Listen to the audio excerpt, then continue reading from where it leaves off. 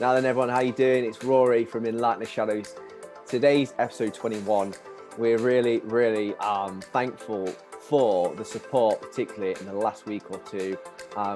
We're increasing the followers, we're increasing the subscribers. I want to say, big time, like they've just been creaking up, and we've passed the 100 club. So massive thank you. Come on. Yeah, I'm absolutely buzzing now.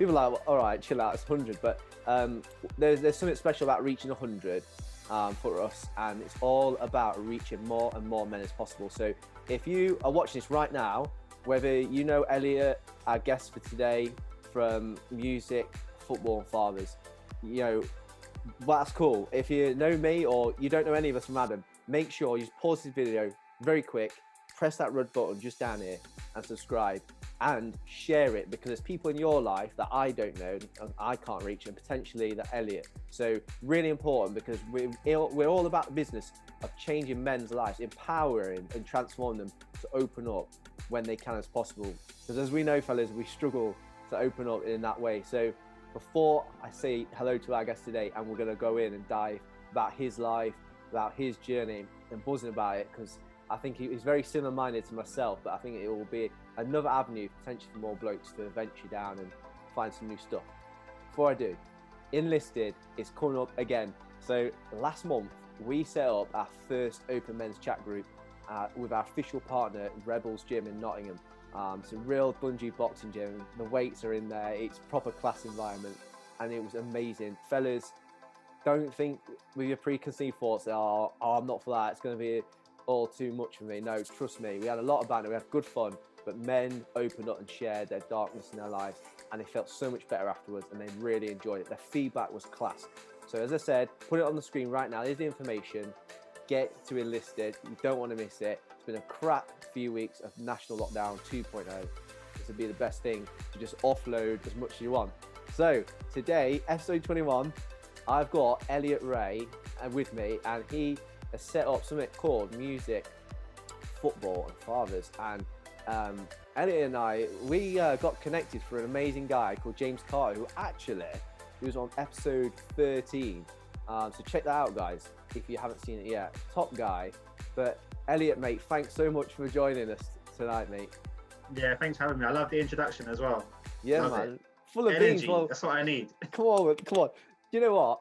I don't. Everyone's getting bored of it now, but obviously I'm a Leeds fan. I had to put it on because you know you've got your stuff. It's got football in it, so I thought I'd just rub the salt, because you know what? Leeds have had 16 years of absolute minging pain, and I felt it. But you know what? The last few weeks we're just hitting some heights now, and I think Yeah, you guys deserve it, man. I've seen the struggles. I had a friend in school that supported Leeds, and I've seen the highs and the lows. And I've got in my my fantasy football league. I've got Bamford. Bamford's killing it. Patrick Bamford. He's doing all right, man. He's doing all right for me. Lord Bamford. he's killing the doubters and the haters, isn't he? Yeah, man. Keep on scoring goals. So you're a London boy, aren't you? Yeah. I live in Watford now, but yeah, originally from West London. Near Wembley. Bro, where in Watford? I've got family. Half my family's from Watford, Oxford. Oh, seriously? Yeah. Okay, so I'm in Watford Fields. So, like, do you know the shopping centre? The the big shopping centre? So, if you walk to the end of the high road... Harlequin. Yeah, it used to be called the Harlequin. It's called the Into now. So, walk down to the end of the high road, and then there's Watford High Street Station, and then we're just behind that. Oh, that is weird. I've gone out on the train at that station. That's mad. Yeah, whereabouts is your family? So Oxley. So if you go out that way, yeah, that's near. Yeah. Yeah, and they grew up around Bushy and that area. So yeah. Yeah, it's local. Yeah. I love the Watford connection, mate. Yeah, man. Next time you're down, go out for a drink. I actually will. You know, I'll take you up on that offer. I'm gonna pop down. I'll give you. 100%. Obviously, you know, COVID. You know, guys, we're not breaking. Yeah, it might be the year 2023 or something. We'll make it happen eventually. Yeah, your beer might go stale by then. Yeah, exactly. Be 10 years older. Oh gosh. Hopefully not any grey hairs either. But yeah, man. It's great chatting with you, and I really hope that fellas can just enjoy this episode. I feel like it's going to be quite a chill vibe, but we might go places as well. So I started ENLIGHTEN Shadows up back in May this year as a result of the lockdown, and just having my own mental health experiences, which I'm sure the viewers are probably already have. So it's not about me, but I say it to say is because I'm really intrigued, because I don't know about this in a part of your life, Elliot. I don't know your story, so I just really curious, like, take us on a time frame from, like, growing up in London, and as a young lad, and then you're discovering like mental health and awareness of where you're at in your head. Can you just like share with our viewers like that kind of journey you went through? Because obviously all of that experience is so different. Yeah, cool. So, like, I guess growing up Wembley, cool childhood with my mum and dad and my sister, and went to a school called Twyford, which was a decent enough school. Had bad kids, had the good kids, but I think if you wanted to work, you could. Like, it's one of those kind of places. And yeah, I enjoyed, I guess, like childhood. Really big into music.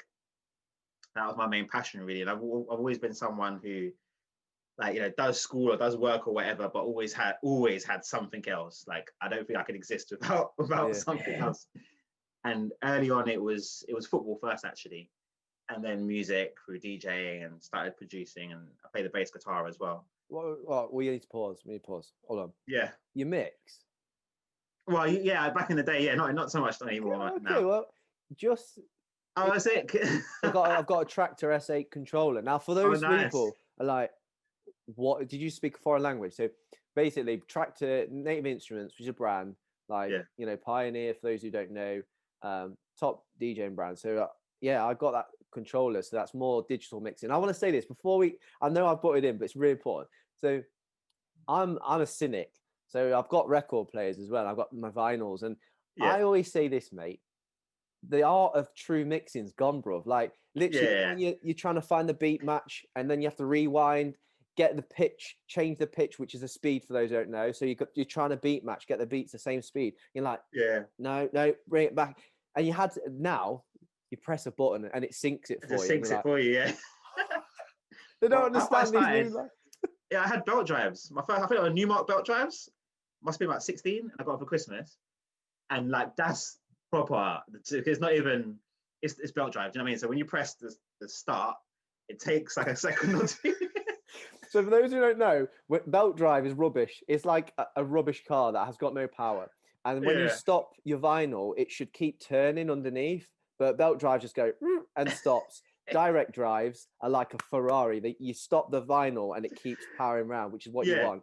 It's a good analogy. Like, it is like learning on a car. I actually did learn on a car. It did have power steering, an old Astra. So you're learning on that car. So when you get a power steering car, you're like, this is so easy. So I remember when I got Technics, got 1210s. I bought them secondhand from a bank in Papham. And I was just like, this is amazing. Like, I press start and it just starts straight away. And also when you got it in sync and lined up, it doesn't go out. It just stays. So you can hold the mix.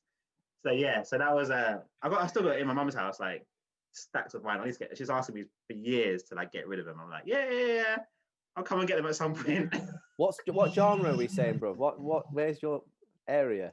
So it was garage, hip hop, grime heavy as well. Yeah. So garage early on. So like, so Solid and all the garage tunes. Yeah. Hip hop, but then I got into grime quite heavy, and I was producing grime. And at the early stages when like Dizzy, Wiley, 2000 kind of heavy into grime. So that was my passion, man. That was the year Dizzy made it, when he made Boy in the Corner, his first album. So I remember before that, like, because I was at that time I was in uni at South London, but you couldn't. The only way you'd hear Dizzy is if he was on Rinse FM or Deja Vu, radio stations in East London. But back in the day, it wasn't internet, so you had to literally be in the area to hear them. But my cousin lived in Tottenham, so he used to get tapes and like bring me a tape, and literally this tape was like gold dust, to the point where people were having fights over a tape. Like, if you got a tape of Dizzy Rascal, Wiley back to back, people would try and rob you for the tape. Like, it was that serious. Like, when you talk about he had it on lock, man. It was just like the heat. He was so hot. It's hard to explain now, because I think it's the equivalent of like, who's the biggest artist, like the biggest street artist, like. But before you had the the connectivity, the access. So it was kind of like an unknown secret sort of thing. And if you had the tape, it was like, oh my god, this is like special. But yeah. What about you? What's your genre? I just before I answer that, I just love listening to that. Like, you don't hear that much these days, and so I think I'm a little bit younger than you. So like, I was like late secondary school when Boy in the Corner just got released, and oh my gosh, I was just brings back memories. Yeah. Because Dizzy's gone like, and he had to. Went way commercialized, a bit popified, but we still love Dizzy. But yeah, man. For me, so I grew up. Obviously, our pop music and all that, but I got really diversified. But my brother, interestingly, got really into like rave, like hardcore rave and stuff. And so he would have cassette tapes that he'd listen to. Like, when I think of the sound quality now, I'm like, oh my gosh. And then you got the MCs like going over But so I had a lot of hardcore rave input from a really young age. And so all electronic based music. But I eventually found my kind of like niche was like uplifting progressive trance music. So like Tiesto, right? I want to make this clear. Before he got well popified, and he's again, I get it, but Tiesto just like, I don't know. He was so good in the earlier days. So he was like my idol. But yeah, like 130 beats per minute trance music, Euphoria, just oh my gosh. And I've got some classics, not just Tiesto. I've got some classics in my record collection. So I was like working at Mackie D's, and just buying vinyls with most of my wages. Yeah, I was the same, man. Like, when I think about how much money I spent on records, like, where did I get this money from? But I think it wasn't like I had loads of money. I'll just spend it all on records. Yeah, hard to find Saturday, records. There was Uptown Records, there was Black Market. These are central London record shops. And like, this is back in the day. So with grime, like I've got a lot of white labels. So they've known Wiley's Eskimo, his biggest instrumental. I've got that on a white label. Got I think I've got Boy in the Corner, like a few tracks on white label, like before the actual releases. Where's your mum live? What's that? I said, where's your mum live? Yeah, I need to go back. I need to just have a session and just get those records out, because some classics like. But yeah, basically I was DJing, and then through uni, and after uni, I started making music, actually started producing, and met my wife when I was 24, and she's a singer. So we were in a band together for a few years. That's cool. And then we used to do a lot of touring and stuff like that. And yeah, we were doing quite well. We had songs on the radio, and it was all cool. And so yeah, up until like my whole 20s, it was basically just working, but music was my main passion. And then we got married when I was 30, and a year later, I think, had Eleni. And I think for me, that's when, like, when we're talking about mental health, that's probably when I really became aware, or really like thought. I had down days, like I had stuff that had happened in my life which was like traumatic, and been in trouble a little bit, or had things. So there was down periods in my life, but I think I probably didn't stop to think about it too much, and it was all just kind of go. So it's only really when I became a dad, and then like you're so tired and the world changes so much, that I think I had time to sit and reflect. And I think for us as well, what kind of triggered it really was, the pregnancy was really smooth. The pregnancy was great, actually, really great pregnancy. But the birth itself was really difficult. So it was a long birth, up and down, with scares around blood pressure and stuff like that. But then what had happened is that they had identified that my wife had this infection. It's quite a popular, not popular, but quite a common infection. But normally, it doesn't necessarily affect the child, the baby. So my wife had antibiotics during the childbirth. But even with the antibiotics, this is how unlucky we were. Eleni still got the infection. So she was born with what they call GBS, strep B. And that meant that she wasn't breathing properly. She was grey when she came out. They had to like suck fluid from her throat. And then my wife was quite bad as well. She lost loads of blood. So in that moment when like Elliott came out, it was just mad. There was doctors everywhere operating, and I remember they just said to me, "Oh, like, are you going to stay here or are you going to go to intensive care?" My daughter had to go to intensive care. And I remember that day so clearly. Like it was like it's like one of those moments where you feel like you're kind of watching it from, you're kind of like a fly on the wall. Yeah. I remember I felt like I was just, it wasn't me and I'm just watching a movie here. The sort of thing you see on Casualty. And so I was like, cool, I'll go to intensive care basically. And we spent 2 weeks in the hospital. And up and downs, this infection, 1 in 10 babies die from it, and 1 in 10 have a serious kind of life-changing disability. Got you. So it's up and down, up and down, up and down. I actually end up like moving into the hospital. We were lucky enough they gave us a room. Wow. And just when we thought it was okay, at the end of the 2 weeks before, okay, cool, kind of got the all clear from the infection. But then she developed this bump on the back of her head. And basically they didn't know what it was. They thought, is it like a blood clot or something like that or whatnot? So the day after, we were rushed into an emergency MRI scan. And she had to get scanned. So basically, it worked out okay. But it was it's a mad introduction to parenthood, basically. Yeah, no one get put off by this. This doesn't happen to everyone. It doesn't happen to everyone. But it actually happens to more people than we think about, realize. to be honest. Yeah, there's loads of complications with pregnancy and birth. It's crazy. Yeah, man. And for me, it was like, going home, having a few days off, and then back to work. And for me, that was mad because we didn't process what had happened properly. We didn't have time really to come to terms with what we'd been through and what we'd experienced on just a physical, emotional level. We hadn't had the time to process that. And my wife, she got counselling. She had postnatal anxiety. She ended up getting like professional counselling. But for me, I didn't get any help. And it's really weird. Like now we do a lot of work around dad's mental health. And the fact that we need to be asking dads how they're doing, because no one really asks the dad how they're doing. So you're just kind of left to get on with it, really. Like, when we saw the health visitor, they were kind of more concerned whether I was beating my wife up, to be fair. Their main concern was domestic abuse, which I know happens. So of course they're concerned about that, but completely missed the fact that, you've also gone through this traumatic thing. Like that was definitely the darkest moment in my life, hands down. Do you know what I mean?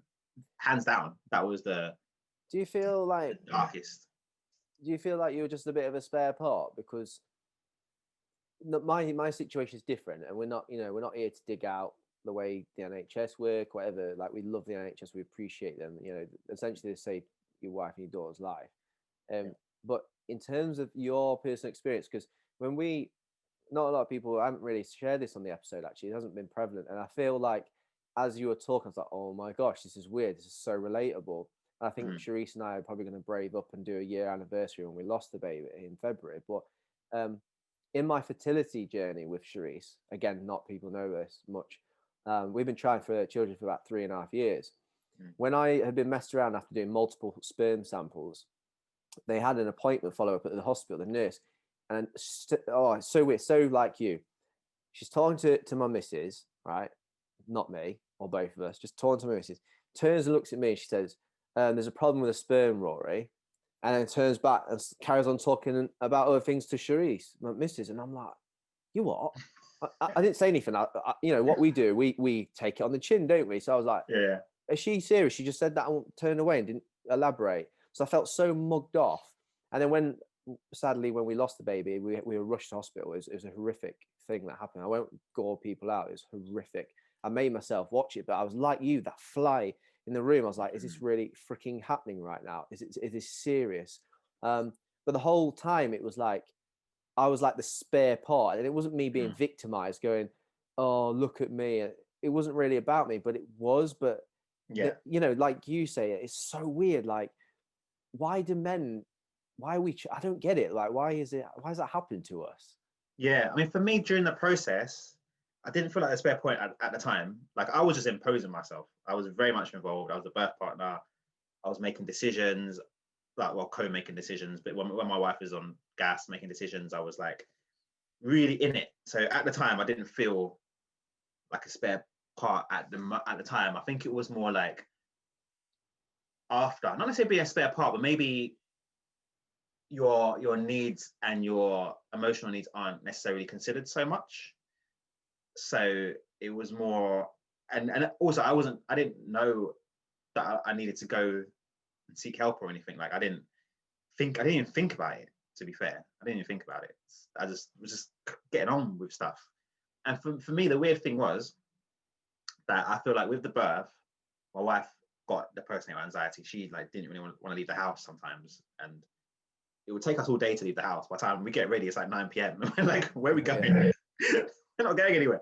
So like, and she was really worried about every time Eleni got sick, a cold. We were in the hospital, like, I think about 10 times in the first 2 months, because every time she got a cold, we were both just so paranoid. We went to the hospital and went to A&E. And but for me, I think like it was, I was suppressing it basically. But what happened after 7 months is just a normal day. I think we went to like Nando's for lunch or something, and that was all good. And then we came home and we gave Eleni some Weetabix. And she had a whole, this is her first time having Weetabix, but she had a whole Weetabix. And basically she just ballooned up and had hives all over her face. And just out of the blue, basically. We didn't know what the fuck, we didn't know what was going on. So they called the ambulance, they rushed in, whatnot, rushed us to the hospital. To the point where like, I think there'd been a death in the A&E that day, and it was mad. People were, I saw like a pregnant woman sitting on the floor. It was bad. It was a mad day. But when they saw us, they were like, "You go in first," sort of thing. And that's when you know you got to be worried, right? When other people that are very sick are like, and you're "Hey guys, fast-tracked. you go in." Yeah. But it turns out that Eleni's got a wheat allergy, very severe wheat allergy. Like now she's got an EpiPen and stuff. But obviously we didn't know that at the time. So she had a severe allergic reaction to the wheat. Lucky, fingers crossed, she didn't have, it didn't affect her breathing. So she was okay. Oh.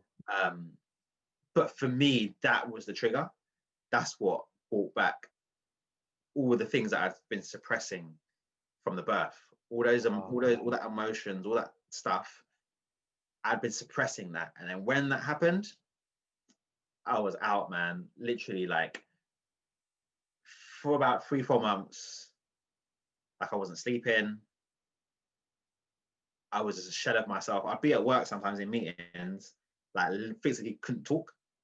Like I couldn't talk. Like people would say to, I'm thinking, please don't ask me a question because I can't even talk right now. Like I don't know what it was. I was just like a shell of myself.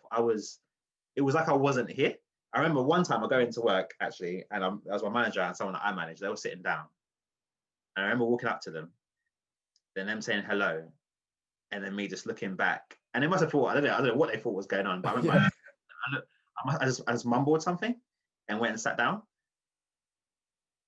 And I don't know if I mumbled something, but to me it felt like I just mumbled and then just sat down. Like I was like said some half words and sat down on my computer. And I was like, what is going on? Like I'm not myself whatsoever. Yeah. I am not sleeping. I have no focus. I'm normally a very energized, on the go doing, like I was saying, I've always got something on. I couldn't do anything. Do you know what I mean? I had no motivation or whatever. So at that point afterwards, I did talk to like a professional, and they were saying, "Oh, it's what you probably got is like a bit of PTSD from what happened, but you were suppressing that so much, and now it's just come out, and you're having I was having flashbacks of everything. Like in the night, I would just be thinking about her from the allergy, more so than the birth, but the allergy and what had happened, and just feeling out of control and just not knowing what to do with myself, basically. Yeah. But it wasn't until after that I spoke to someone on the phone. I think it was someone that I met through MFF actually, who recommended I speak to someone. So it wasn't even like I'd gone to the doctors. It was something, it was a connection that I'd made. But for me, that was like a real, so that was all within the first year of parenting, basically. Wow. And I think from going through that, like, I definitely appreciate being a dad a lot more than maybe I would have done. And hyper aware of like what some dads will experience and how they can just feel maybe that it's not their place to complain. Well, I say complain, it's not their place to kind of take up space and talk about how they're feeling, because it's not, they feel like it's not about them. Or maybe they don't even know, they're not even aware of what's out there for them. They're not even aware and thinking about how they're feeling. They're just doing. You're just doing until it gets too much. Until it gets to the point where it's like, right? That's what we do. We just do, and yeah, we want to get the job done, and we're very task orientated. It's not like, oh, how am I feeling and why am I feeling like this? It's like, oh, I feel it, but no, I just carry on. I need to just keep plodding along. Yeah. And it was like I remember a few months after the allergy reaction, we were in Cambridge. I remember just sitting down, like there's a nice, like, the river there, and I was just sitting down. I was like, damn, man, what's happened? Like, I think I just couldn't comprehend in myself. I'd never experienced it before, so I couldn't even understand like what was going on. And it was mad, because actually my wife dealt with the allergic reaction. I think by then she was okay, so she kind of dealt with that a lot better than I did. So it was kind of like the reverse from the birth. So lucky for us, I think we were like, when one of us was in a bad place, the other was okay, and then they were like switched over. If we were both in a bad place at the same time, I don't know what would happen. So luckily, like, through that, she was I say all right, but yeah, she was kind of okay. But yeah, it did really, when you experience those things, it does really like bring home the importance of just being able to talk. I don't think I really spoke to people at the time. I didn't know how to articulate it. I wouldn't say necessarily felt like I'm not a man if I talk about it. It's more like I don't even know where to start. Right. Yeah. So it was just not a conversation that you have, really. But yeah, I don't know, man. I feel like we learn, and like you're doing, you use your experiences as like, motivation and drive to try and change things, to try and make good from a bad situation, and it's good, like, big up James when he brought everyone together, and you see all the people that have experienced their own thing in their own way, and now they're like, okay, cool, I'm on the other side now, and I feel, I can have that conversation. I can have these conversations. It's class, and they're great to have. Do you know what I mean? So yeah, respect to what you've done, and what everyone else is doing. It's needed, very, very needed. Massively. And I just want to say I respect you so much for opening up about that, because weirdly enough, I just took a mental health first aid level 3 course and managed to get it implemented in my workplace. So 12 of us out of 100 have gone on the course, and as you were talking, it's the weirdest thing. I had my test today, and the rule is you don't diagnose, because we're not specialized to do that. But as you were saying everything, I was like, yo, that's PTSD that he struggled with. I shut up, and I was like, let the man speak. He kept saying it, and he's like, yeah, it's PTSD. I was like, yes, I actually learned the course. It was going in. But no, I feel you. I want to say to you, it's terrifying. I had a severe anaphylactic shock 2.5, 3 years ago in my bedroom. I had slept for 7 hours. I woke up. It looked like I had like a bite on my arm, and then the bites looked like they were going all around my arm, and I was like, uh-oh, it's hive. And then literally my ears and my eyes swelled, and then eventually my eyes swelled shut. and then my breathing started to go funny, and I crawled like into the bedroom to my missus, and my mate stopped over the night before because it was his birthday, and I was like panting, going, "You need to call an ambulance. I think I'm having an anaphylactic shock." So she called the ambulance, and literally my throat swelling shut, so my breathing's like stopped. Ambulance came within like 4 or 5 minutes, and I was like, it was like I was out the room, and just like on all fours fighting for my life. But I had like this. So basically, I'm a Christian. People who know me know I am. Like, I felt this utter peace and covering around me that I can't explain with words, but yeah, it was utterly terrifying at the same time. And even in, I knew the paramedics were there, but I was still like terrified. My breathing was just gone, and thankfully I didn't die. And I could have died. So yeah, I just want to say, what are you allergic to? Are you allergic to something, or? Well, you lot got it blessed, because you were like, yeah, it's wheat, mate. It's a mystery. What? The immunologist at QMC, one of the best hospitals in the country, he's been there 40 years, and he was dumbfounded by my case. He was like, right, so you slept for 7 hours and you woke up and it happened. And I was like, yeah. He was like, are you sure? I'm like, yeah.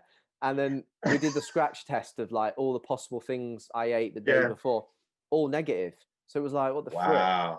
But so, I'm not walking in fear. I refuse to. But yeah, man, you can't explain that. My wife saw it, so it was horrific for her. When I was coming out of it, I could hear her. She was like praying and wailing at the same time. It was yeah. Now you have to, man. When you see like that's what I say. When they let us through, like you see like the eyes. You know what I mean? Like a boxer, like the eyes, lips, and it's just like it's just scary. Like we took pictures. I had to delete them. I was like, you know what? I don't want to look at those pictures anymore. Like it's horrible. Seeing that is very, very scary. You don't know what's going to happen. You don't know how it's going to end. And like, yeah, I'm religious too. We're Christians. Like we went to church when it was open. The church is around the corner from my house. But throughout our journey in the hospital, the night before the MRI scan, and so I say the NHS, I would never diss the NHS. Of course, like they can improve and whatnot, but there's some amazing people working at NHS. And there was a midwife called Nagmare, who like she was like one of the midwives that was helping us, and we were getting on with her and whatnot. When we found out about the MRI, like there was no more strength. Do you know what I mean? For that 2 weeks, I think we were dealing with, there was no more strength. And we were in the room, in our room, me, Elenice, Nenny, my wife, and Nagma came in, and we were just praying. And I don't know how long it was for. I'd like to know. It felt like it was hours. Like it was definitely at least a couple of hours. It felt like it was hours. We were in that room, just crying, literally, to the point where if you're crying, you're thinking, where's all this coming from? Like, where is this water coming? Like, how am I still crying? Like, but I think it was just a release. Like, there's no more strength now. Like, we can't deal with this. There's nothing for us to do. Like, it's in God's hands. Like, I can't, like, total submission. You can't do anything. And you're very aware this is not in your hands. And I think sometimes it's like, we have to kind of get to that deep where we actually admit, like, in this life, it's not for us to dictate. Do you know what I mean? It's not in our hands. And like, pray and pray and pray. And then Nagmare for hours, to the point where I'm sure her team were like, where's Nagmare? I'm sure they're like, where's she gone? Because she was with us for ages, and like, beautiful. I want to find her. Beautiful. I want to find her now, like, and just say thank you, because we said thank you at the time, but even just now, and like in the NHS, there's amazing people, and people who don't get paid a lot, but the responsibility they have is crazy. When we were in the intensive care unit, there was one lady I was talking to, and she was responsible for like putting the doses of the medicine in. And we were there, obviously, every 3-4 hours we'd go back in. So it was like a regular thing. So we were staying there. So we were there all the time. I remember seeing her late, I don't know what time it was, but late in the evening, she's there working, and I see her again at night. And then for the next session, I saw her there again. And I was like, did you even go home? she's like, oh, I went home to like take my kid to school. I came back, and I'm like, wait a minute. So you've been working all day, like what the hell? And the responsibility you have is like, it's not like you can mess up. Like you can't put the wrong medicine in. Do you know what I mean? Like those small mistakes are life-changing mistakes. So, and you know, I was like, nah, respect to you because you're here grinding away. I know you're probably not getting paid loads of money. You have massive responsibility. At the same time, you get a lot of the public talking about, you know, how bad the NHS is and stuff like that. But yeah, all the time, I always pick up the NHS anytime I can. There's amazing people there. Yeah, man, it's class. I'm absolutely loving this, bro. We've got so much in common. And when I first met you on that call, where so the viewers who are watching, like as I alluded to right at the start, James Carter, he's like connected all of these fellas that are running similar stuff like Elliott and myself are doing. Him with MFF and me with Enlighten the Shadows. And yeah, I was like, you know, now we've had this chat. It's like, whoa, we have so much in common. It's crazy. But yeah, man. So you've had these experiences, and you're on with a mission. So you know, music, football, and fathers. Like, when did you start that? So that was that was New Year's Day, Jan 2016. So my daughter was 3 months old. And funny story is, I was watching Keeping Up with the Kardashians. I don't actually watch that program, but I was watching it that day. You sure? Yeah. My missus watches it. Yeah. It was on in the background. But no, I was watching it on New Year's Day, and I was like, "Is this life? Like, guys, like, this is not how we're gonna bring in the new year, surely." So I was like, "I gotta do something." So I just started blogging, and it started off very like just me. I think it wasn't even called MFF at the time. It was just like myname.com or something like that.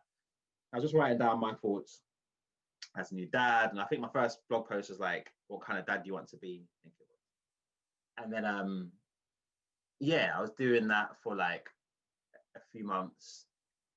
When the allergic reaction happened, I obviously just stopped it. But then kind of 2017 New Year's Day kind of relaunched it again, now with the name Music Football Fatherhood. And by that point, we had a couple of people that had joined on the team, so 2 contributors. And then in August that year, I wrote a piece for The Independent, and it was called "I'm a Young Black Professional Married Father and I Don't Exist." And that was like my experience as a black dad, as a new black dad. And that basically went viral. It was shared, I think, 17,000 times in like a day or something. Yeah. And yeah, it just went mad. And I think at that point, that's what took MFF from something that it was just me and a couple of people doing to being something where, okay, cool, it's outside of just me now, to the point where people will know the platform. They might not know who I am, but they might have seen it somewhere, or, oh, my brother spoke to me about that, or whatever. Yeah. And then we had some coverage on the BBC. So the BBC came and recorded with us. Big up Simone, journalist called Simone, and they put it up on the BBC News website. I think it was like September, I want to say, 2017. Yeah, we'll bring it up on the screen for you now for the viewers. Yeah. Yeah. Sick. And basically, it was the most viewed video of the day. So it was at the top of the BBC News website for like 12 hours. That's class. I remember I was at work, and I wasn't really telling people at work what I was doing, and so I was just eating my lunch and whatnot. And obviously, everyone has their lunch and they go on the BBC website, isn't it? And so everyone was like, "Wait a minute, what are you doing on the BBC website?" What have you done? Well, yeah, what is this, Elliott? Like, are you living some double life or something? Like, who are you? Yeah. So I actually went home that day. I was like, this is too much. Like, it was a weird day. So I ended up just going home. I was like, I can't take this. This is weird. And then, yeah, from there, it just built up really. And to the point where, you know, now we've got a team of 20 writers, a social media manager, an editor. And yeah, just continue trying to go from strength to strength, just trying to, you know, put on bigger and better events, partner with organizations that are doing similar work, create better content, write good blogs, have a better social media presence, and just really have open conversations about being a dad. So on our site, we've got content for expecting dads, working dads, new dads, issues around education and bullying, race and parenting, any kind of issue around being a dad, basically, there's something on our website for you. Is there anything And on so, bereaved dads? So like, we've got stuff. yeah, because one of our that's like sponsors obviously my is, experience. Like, I was like a dad. I've been waiting to be a dad for like 3.5 years. Became a dad for like, technically it wasn't born as such, but then I lost it. So like, yeah, that's sick. How you've got like you're covering all the bases. That's me. Yeah. So yeah, man, it's cool. Like I'm so, sometimes you don't mean to do something and it just kind of happens. And I feel like a little bit that's kind of what happened here. Yeah. I didn't think it was going to be what it is now. So yeah, it's crazy. Mad. It's amazing, bro. And congrats. And the sky's the limit. This ain't, this is for the men and this is for the dads for you particularly. So your niche is like men but dads. And so yeah, we want to say to the viewers, I'm just going to bring up MFF stuff on the screen right now. Here's their website. Just check this out. Give them a gander. Whether it's you want to become a dad or you've been a dad and no longer one, or you're currently a dad, it's class. Just check out their gear. And then also coming up on the screen right now, we'll put up their socials. Give them a follow. Plug into their stuff. And one thing that I'm really excited to talk about before we close tonight, bro, is you've gone on a little venture. So Mr. Independent BBC didn't pause there. My guy's coming out with his first book, but collaborated, but your first book. Can you share with our viewers about, what the book is, who it's for, and when it's coming out? And we're going to plug this crowdfunder as well, but we'll wait for that. So go on, man. Smash it. Well, I'll say to our viewers, listen in now, because this guy bringing stuff. This is really going to impact men's lives. So go for it, bro. What are you saying about Dad? Dad is man. It's hard to articulate exactly how I feel about this book. For me, this is, outside of my family, the biggest achievement. My personal biggest thing. I talk about right now. I feel like this book, I am a vessel for this book. I know it sounds weird, but I genuinely believe like this is God's work. And for some reason, I'm just like the person putting it together. But this book is something that I genuinely believe is gonna change when we're thinking about fatherhood, when we're thinking about mental health, we're thinking about masculinity. This is gonna have an impact and change one conversation at a time.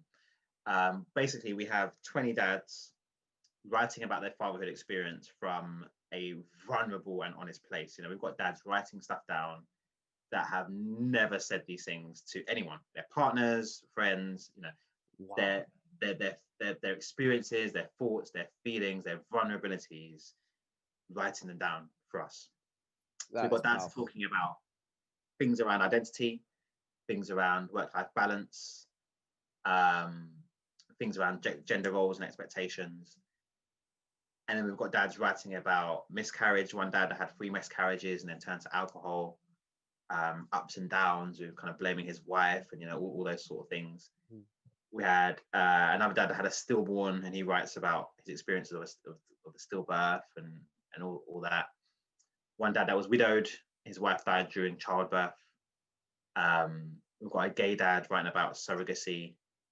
We've just got a range of different stories, but the different stories, but what links them together is that they're men sharing and being open and being willing to tell the truth, the honest truth about their experience.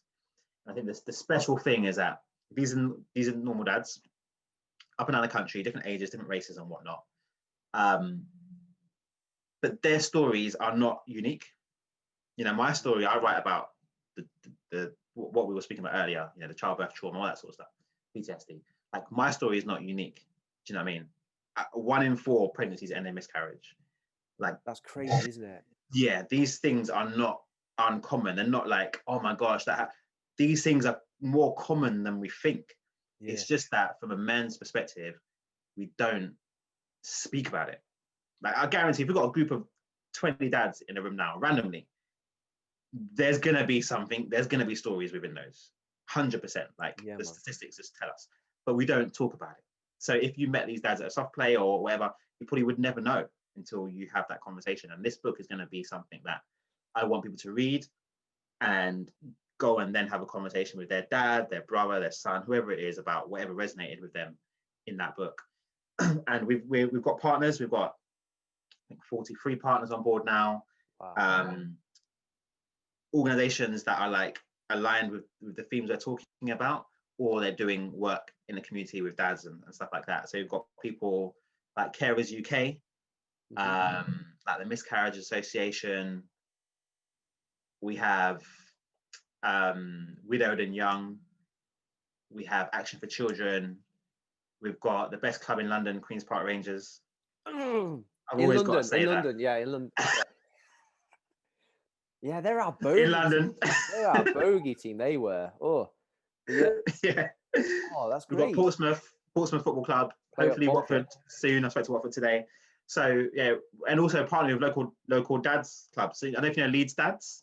Do you know them? Leeds Dads. Yeah. I think you know them. So Leeds Dads and Dad La Soul in Brighton. So we can use this book's going to be a tool that we're going to go and tour even and go and talk to people and say, look, let's do a reading, let's do guest speakers, and let's have a conversation about the book and what the stories in there. So yeah, I'm just so hyped for it. I literally wake up in the night thinking about the book. It's quite weird. Maybe it is you are living a double life somewhere. What's going on here, boy? Living a double life. Your missus know about all this. She's the one pulling the strings. Oh, mate, it's absolutely freaking brilliant. I'm buzzing for this. I'm probably going to cry my eyes out reading it because I can probably relate to some of it. But yeah, man.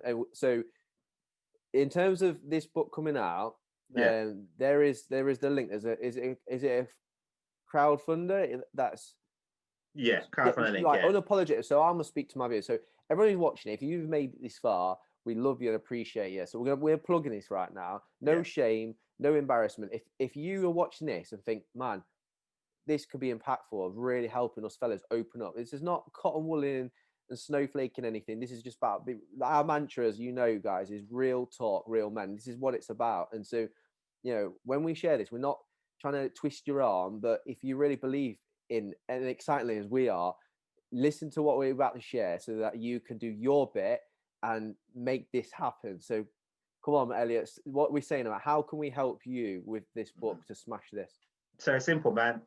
Give us your money. Or if you haven't got money, you can just share it. You can just share the crowd. But basically, we've got a crowdfunder, crowdfunder.co.uk/wearedad. And I can't believe it, but we've actually raised £8,500 in 12 days, which is mad. And I think the funny thing about this is that, through this book, we went to publishers and they told us that there's no audience for this. They love the idea, they love the writing. They basically said, I'm not famous and the dads aren't famous. And I was saying, look, you can get famous dads writing about, cool. I'm not saying don't do that, but there's a space for just teachers, van drivers, whatever it is, normal dads writing. That's what we need to do. And they told us that there's no audience for it. It's nonsense. It's going to be their loss because that's what people want. This is what I said about my show. Like, I was in a radio interview earlier today, so I hope that's coming out soon, a local radio, I think. And, I said about the caliber of my guests, like, more so than not, they're not like famous people. We've had a Olympic bronze medalist gymnast on. We've had a former MEP and stuff like that. But out of like 22 people, most of them are just, like you and I, and most of the viewers watching, and you're the writers for dad. Like, this is what people want because they relate to it. When it's mental health, these people don't get it. Sorry, they don't. And it's all good. Like, I'm not saying there's not space for famous people, but if I'm going to read a book by someone who's got like a mansion and I was going through this and I just took a flight to Barbados, it's like, you can't really relate to that so much. I'm not saying that their life wasn't difficult in that moment, but for me, who hasn't got a mansion and can't just go to Barbados, it's a different thing. Do you know what I mean? And I think basically from the crowdfunder to raise that money, but not only that, but the amount of donations, it's not like it's just like, 2 people donated £4,000 each. There's, I think, a couple of hundred donations in there, £20, £25, £30, £10, £50. And the comments are like, this book is needed, blah, blah, blah. Do you know what I mean? And this is achieved from us, from no major push. It's just the people, the writers, our networks, it's all organic. And it just shows that imagine if there wasn't a major push. Imagine, so I'm just hyped for it, man. I can't wait to deliver the book like in time for Father's Day next year. And we're going to make it as big a thing as possible. Literally, I will not rest until this book gets out. And you know what? If we keep growing, which we are, and we're grateful for the men who are being brave enough and open enough to get involved in Enlighten, the stuff we're doing.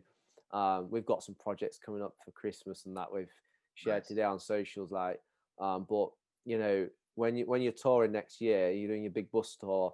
Get up the M1, coming to the Midlands, not the North. Midlands, come to Midlands, and you're welcome to Nottingham, and we'll maybe be in touch with you. Not to be too. Oh, you're in Nottingham. I thought you were in Leeds. Why did I think you were in Leeds? Because I'm a dirty Leeds fan. But the Leeds fan, yeah. As I assumed you're in Leeds. So I love Leeds as a football club, but Nottingham is my city, mate. I love Nottingham. It's okay, cool. So I was saying Leeds dads, obviously. Yeah, that's not local to you.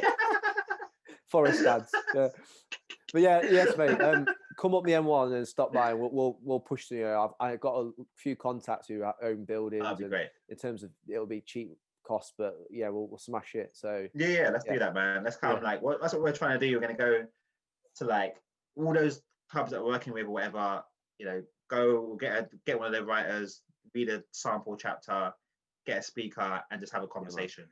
Get dads together and women too, and have a conversation about whatever it is that people want to talk about. But it's going to be something that's going to start those conversations because we don't have them enough. Let's have it. But mate, so before we say bye to people who are watching episode 21, I'm going to ask you our Enlighten the Shadows question. So now that we've got the plug in your book, do us a favor, Elliott. So if there's any guy that's watching this episode, wherever they are right now, behind that screen, and they today, right now, where they're at, they just feel utterly helpless and hopeless, and they just want to end it all. Can you just give that person a short piece of advice right now before we close? Yeah. So as I said to you earlier, this is a big question. Yeah, man. And sort of like don't even feel qualified to answer it, to be fair. But I feel like we have a purpose. We have a purpose. I genuinely believe everyone on this earth has great power, and we can achieve great things for our families, for our community, for ourselves. And I think anyone that's feeling that way, that they want to end it all, I would just really compel them to understand the power that they have and to believe in that. And of course, there's ups and downs in life. There is some big downs, but at the same time, those ups will come as well. They will come. And I think it's just about trusting that the universe can do amazing things that you can't see. Like a lot of it is be able to visualize amazing things that your brain can't comprehend. And I know I've experienced them. They happen. They do happen. And we just got to stay strong and stay positive and know that you're needed in the world. Come on. You're needed here. Everyone is needed. Massive, bro. Love it. Oh, love it. This has been sick, man. So guys, this has been Elliott Rae of Music Football Fathers, MF. Check them out. As we say, we put their stuff on the screen right now. The social media, it's really important that we just get behind them. We just love what they're about and these fellas and any lasses that are helping out in the shadows, in the background, doing all the hustle. And also on the screen, as we just had for quite a while, about 5-10 minutes ago, coming up the screen right now, is those funds for this book. Dad, guys, just get on it. I'm going to make a donation when I get off screen, actually. I've not made one yet, so I'm going to make one. But yeah, so thank you. Yeah, man, it's been class. But to our viewers, we have got the merch, as you saw, special episode 7 this week when us lads, the Enlighten boys, caught up from the lockdown behind their own cameras, not in person. These bad boys looking all right, man. We got fresh beanie going on. We got a snapback going on. I like that. We got hooded. Let's see the snapback again. Yeah, bro. Yeah. I like it, man. That's nice. Yeah. Well, we'll give you one. Hey. That's sick. I'll wear that. Yeah. Rep it. We'll send you one. So the reason why I bring this up, and the other choice we've got Enlighten the Shadows mug, Stop It, or is it Hoodie? Guys, before 5 o'clock. Oh wait, what am I doing? this is Sunday. It's too late. Do you know what? I'm teasing you now.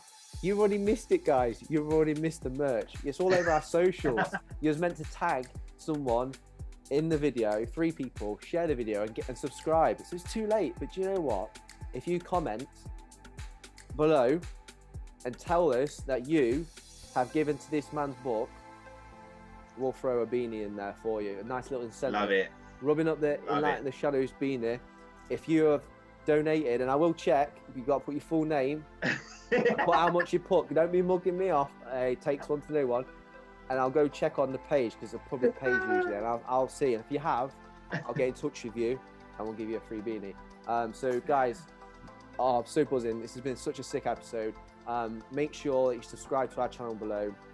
Colour on the screen right now is our socials, at ENLIGHTEN, the SH1 on Insta and Twitter. And any fellas, if you've related to like any of this content, anything we've said, just get on Facebook right now. And it's a special group we've got. It's the Enlighten the Shadows group. It's a private group. Everything's confidential, and there's enough love being poured out on there. And some crazy stories in terms of the power and the darkness, where people are just putting the light on it and just going, yeah, I'm gonna talk about this. And so yeah, just get on that. There's around 300 of us almost now, and yeah, we're just so excited. So we love you guys. Have a great rest of the week. And Elliott, makes me class talk to you. I can't wait to talk to you again, man. And Yeah, man. just keep flipping going for it, brother. It's been class. But yeah, Thanks so guys, much, have a man. great week. Cheers, mate.